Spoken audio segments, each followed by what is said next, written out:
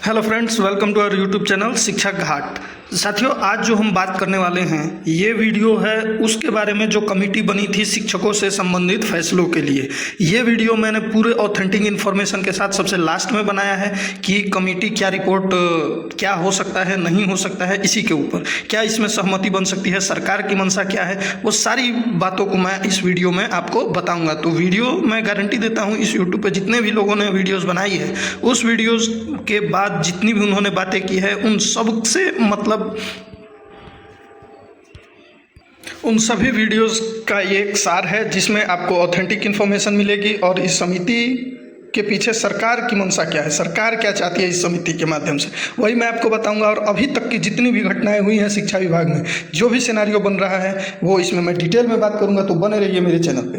पहला 10 अक्टूबर समिति की बैठक, पोस्टमार्टम रिपोर्ट। 10 अक्टूबर को समिति की बैठक हुई थी, उसमें क्या रिपोर्ट हो सकता है, क्या जाहिर होगा वो। दूसरा, क्या रहा कमेटी का निर्णय, अभी खुल के सामने आएगा। किन किन मांगों पर सहमति मिल सकती है, सेवा निरंतरता क्या मिलेगा, वरीयता, मूल वेतन वृद्धि, वेतन संरक्षण, वेतन विसंगति। वेतन संरक्षण तो आप लोग सुनते सुनते थक गए होंगे, तो आइए देखते हैं मैं क्या बताने वाला हूं। पूरा शुरू से लेकर अभी तक का पूरा हिस्ट्री में बताऊंगा।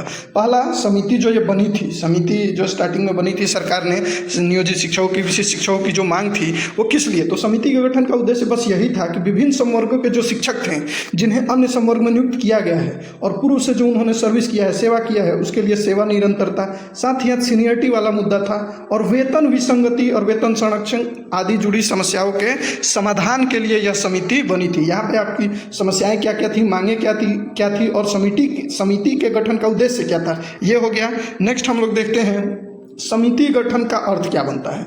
इसका अर्थ यही था कि नियोजित शिक्षक से जो विशिष्ट शिक्षक बने उनके समाधान ये समिति करेगी। नियोजित से प्रधान जो शिक्षक बने उनके वेतन से संबंधित समस्याओं को समाधान हेतु, नियोजित से बीपीएससी शिक्षक बने उसके समाधान हेतु यह समिति गठित की गई थी इन तीनों संवर्गों के शिक्षकों के लिए। क्योंकि ज़्यादातर शिक्षक, कुछ तो फ्रेश बीपीएससी शिक्षक में फ्रेश कैंडिडेट भी नियुक्त हुए थे, उनकी वेतन की मांग थी, उनका मांग था 7वां वेतन। लेकिन जो नियोजित शिक्षक हैं उनका मांग, जो विशिष्ट बने हैं, जो प्रधान शिक्षक बने हैं, जो बीपीएससी में शामिल हुए, उनका मांग उनसे डिफरेंट है, तो इनके लिए समिति का गठन हुआ था।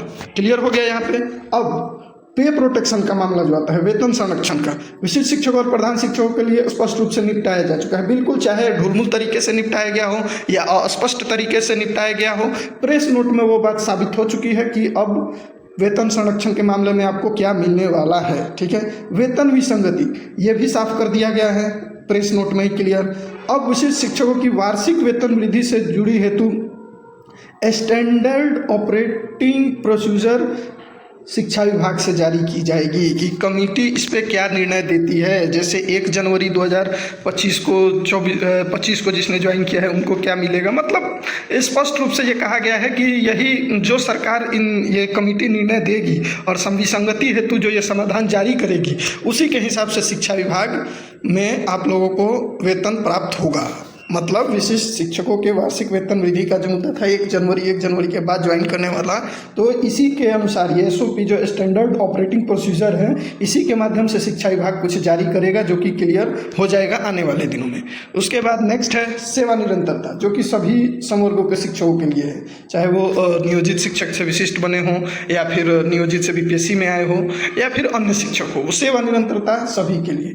अब वेतन संरक्षण की बात करते हैं, विशेष रूप से उन शिक्षकों के लिए जो नियोजित से बीपीएससी बने हैं, क्योंकि शुरुआत में ऐसा था कि जो नियोजित शिक्षक डायरेक्ट बीपीएससी में आ गए उनको कुछ नहीं मिला, न सेवा निरंतरता जोड़ी गई, बीपीएससी शिक्षक की भर्ती वो एक फ्रेश बहाली मानी गई और उसमें ये नहीं किया गया था। तो जो नियोजित शिक्षक थे, और पूर्व में ये बोला गया कि नियोजित शिक्षक जो है उनको अनुमंडल का ऑप्शन देके इधर उधर भेजा जाएगा, बहुत सारी अफवाहें फैल गई जिससे बहुत सारे नियोजित शिक्षकों ने शुरुआत में बीपीएससी शिक्षक के लिए पोस्ट नहीं भरा, और बाद में जो नियोजित शिक्षक बचे थे उन्होंने सक्षमता परीक्षा देकर वो उसी स्कूल में रह गए। तो जो नियोजित शिक्षक अपने घर के नज़दीक थे वहीं पे रह गए, उसका लाभ उनको मिला और अच्छा भी है, कोई उससे समस्या भी नहीं किसी को होनी चाहिए। लेकिन इससे जो बीपीएससी में क्लियर करके एक और एग्जाम क्लियर करके गए, जैसे चाहे वो सेम संवर्ग में हो, सेम लेवल में हो, जैसे कोई 9th-10th में नियोजित शिक्षक 5-10 सालों से कार्य कर रहा है और फिर उसने बीपीएससी क्लियर करके 9th-10th में ही गया, उसको तो कुछ विशेष लाभ होना चाहिए, बिल्कुल होना चाहिए। दूसरा, वो शिक्षक जो ऑलरेडी नियोजित शिक्षक में 11-12 में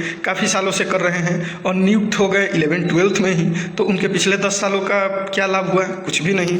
तो ये समिति अब इसके आधार पर क्या निर्णय देगी, इसके लिए क्या क्या हुआ है, तो हमारे द्वारा कई वीडियो भी बनाए गए हैं, कई पत्र लिखे जा चुके हैं। इनफैक्ट शिक्षक संघ ने भी बहुत सारी बातें की हैं। और ये मुद्दा क्या है, मतलब इसको न्याय संगत कहा जा सकता है कि नहीं? तो बिल्कुल ये न्याय संगत मांग है।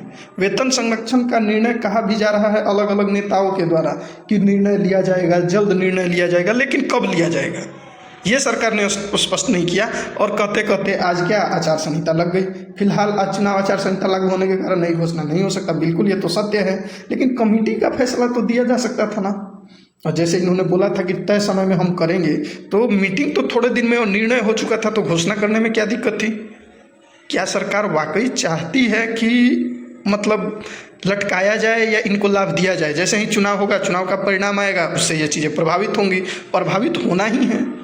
तो आचार संहिता लागू होने के कारण कोई अब घोषणा तो हो नहीं सकती। कमेटी का अगर कोई ऐसा निर्णय है वेतन संरक्षण पे कुछ बड़ा सरकार करने जा रही है, तो उसका लाभ वोट को प्रभावित कर सकता है, तो कमेटी ये निर्णय अब नहीं देगी, शायद कुछ ऐसा बड़ा नहीं करेगी। अगर सरकार की मंशा होती तो वो पहले ही ऐसा कर चुकी होती। पिछले पत्र में उसके बाद जो था अगले पॉइंट में कि विशेष शिक्षकों और प्रधान शिक्षकों का जिक्र था, लेकिन अब उम्मीद है कि नियोजित से बीपीएससी शिक्षक बने शिक्षकों के वेतन संरक्षण पर भी निर्णय हो जाएगा। जो विशेष शिक्षक और प्रधान शिक्षकों का जिक्र जो था प्रेस नोट में, उसमें हमने देखा था, बिल्कुल स्पष्ट रूप से देखा था कि भाई लाभ, लेकिन वो लाभ भी कैसा था ये आप लोग के समक्ष था, सब शिक्षक साथी समझ चुके हैं। और जो भी शिक्षक संघ के नेता अपनी पीठ थपथपा रहे हैं, वो ये समझ लीजिए कि ऊँट के मुंह में जीरा वाली बात हुई। उनके पूर्व के सर्विस का कोई लाभ उसमें नहीं दिखाया गया है।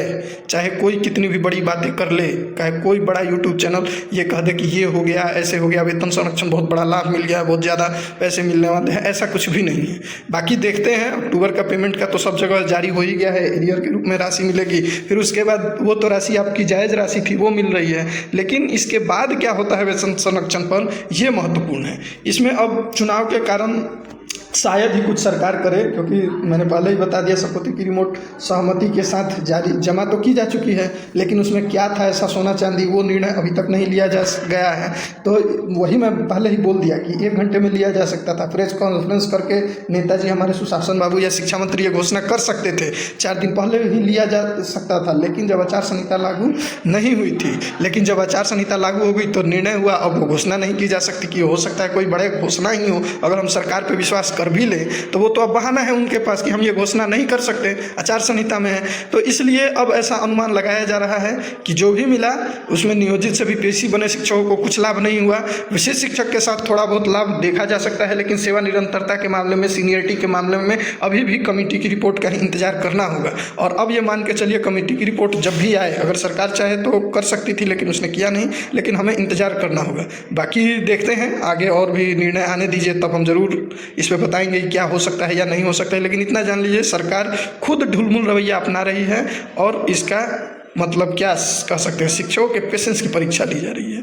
बाकी लेट्स सी, रिपोर्ट आने दे तब हम कुछ और चीज़ें बताएंगे। तब तक के लिए बने रहे हमारे चैनल पर। अगर हमारे चैनल पर नए हैं तो आप हमारे चैनल को सब्सक्राइब कर सकते हैं, शेयर कर सकते हैं और हमें सपोर्ट कर सकते हैं। धन्यवाद, जय हिंद। मिलते हैं नेक्स्ट वीडियो के साथ।